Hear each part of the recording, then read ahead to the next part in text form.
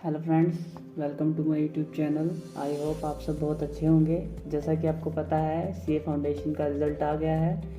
उसके बाद बहुत सारे स्टूडेंट्स को सक्सेस मिली है। कुछ स्टूडेंट्स ऐसे हैं जिन्होंने बहुत मेहनत करी थी लेकिन वो फिर भी इस अटैम्प्ट में रह गए हैं। तो टेंशन ना लें, अपनी स्टडी पे फोकस करें। आज मैं आपके साथ बेसिकली जो मेन प्रॉब्लम है स्टूडेंट्स की, जैसे कि पेपर नंबर 3 जो सबको बहुत डिफ़िकल्ट लगता है, आज हम उस पेपर के ऊपर बात करेंगे कि हाँ, क्या स्ट्रेटजी आपकी होनी चाहिए, क्या मेरी स्ट्रेटजी रही जिसकी वजह से मैं ये पेपर क्रैक कर पाया। मुझे भी ये लगता था कि मेरा अगर मैथ क्लियर नहीं हुआ तो मुझे नहीं लगता मैं आगे सीए की जर्नी अपनी तय कर पाऊँगा, लेकिन फिर भी मैंने कोशिश की, स्ट्रेटजी बनाई और इस अटैम्प्ट में क्लियर हो पाया। ये मेरा सेकंड अटैम्प्ट था, तो मैंने फेलियर भी देखा है। नाउ फाइनली अब मुझे सक्सेस मिली है। अब मैं इंटरमीडिएट के लिए मूव ऑन हो चुका हूँ। मैं चाहता हूँ आप लोग भी जल्दी से जल्दी इंटरमीडिएट में मूव ऑन हो। तो चलिए आज की स्ट्रेटजी डिस्कस करते हैं।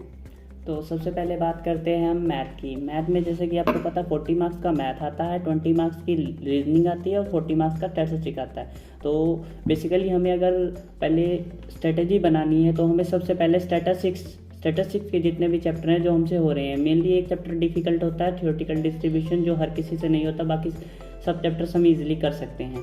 तो स्टैटिस्टिक्स कवर करने के बाद हमें एलआर के बाद में हमें मूव ऑन करना चाहिए मैथमेटिक्स में। जैसे कि आपको पता है मैथमेटिक्स 40 मार्क्स की आती है, 40 मार्क्स का स्टैट्स आता है और 20 मार्क्स की रीजनिंग आती है।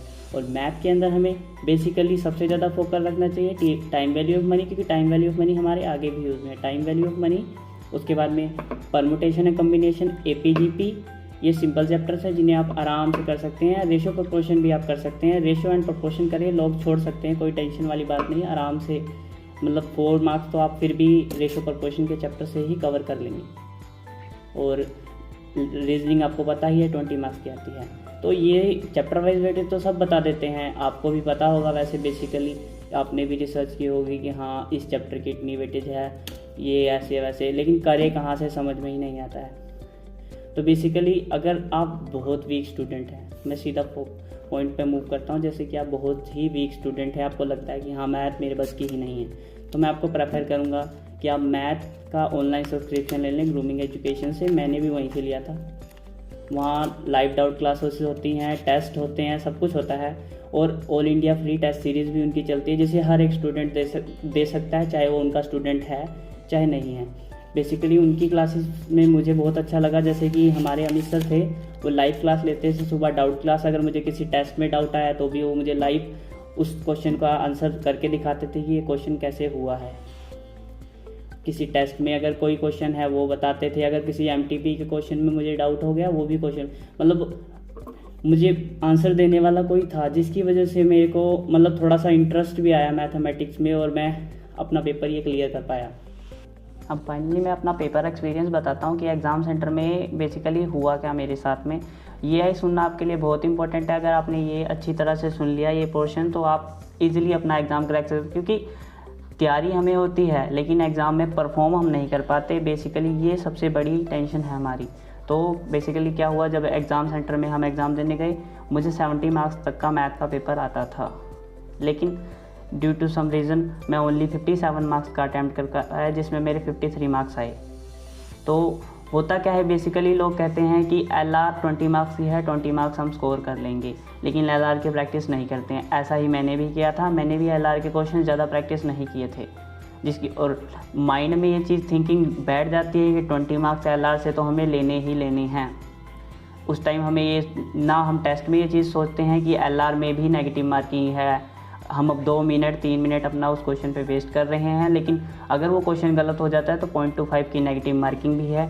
और दूसरी साइड अगर हम मूव ऑन करें मैथ या स्टैटिस्टिक्स वाले पोर्शन में, अगर वहाँ का कोई क्वेश्चन है तो आपको हार्डली 1 मिनट 1.5 मिनट, इससे ज़्यादा टाइम नहीं लगेगा।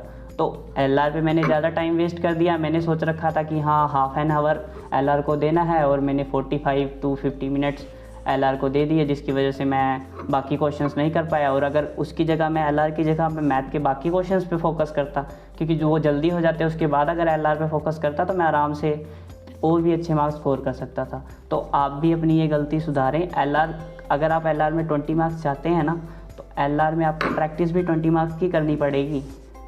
LR ईजी है, बहुत ईजिली हो जाएगा, लेकिन उसके लिए क्वेश्चन प्रैक्टिस करने पड़ेंगे, जिससे आप LR का क्वेश्चन 1 मिनट में 1.5 मिनट में मैक्सिमम कर पाएँ। तब तो LR में 20 मार्क्स की होप रखें आप, वरना 15 मार्क्स 14 मार्क्स LR में बनेंगे। बाकी क्वेश्चंस पे आप एग्ज़ाम में फोकस करें, ना कि LR पे। LR के क्वेश्चन बहुत लेंथी होते हैं, बहुत टाइम ख़राब कर जाते हैं, उसके बाद में कॉन्फिडेंस हमारा एकदम डाउन हो जाता है, हमें लगता है ये अटैम्प्ट तो गया। तो आई होप आपको ये वीडियो अच्छा लगा होगा और आप एग्ज़ाम में अपनी ये गलतियाँ नहीं करेंगे जो मैंने आपको बताई थी। आगे आने वाली वीडियोज़ के लिए मैं आपको कम्युनिटी टैब में इन्फॉर्मेशन दे दूँगा। Thank you so much.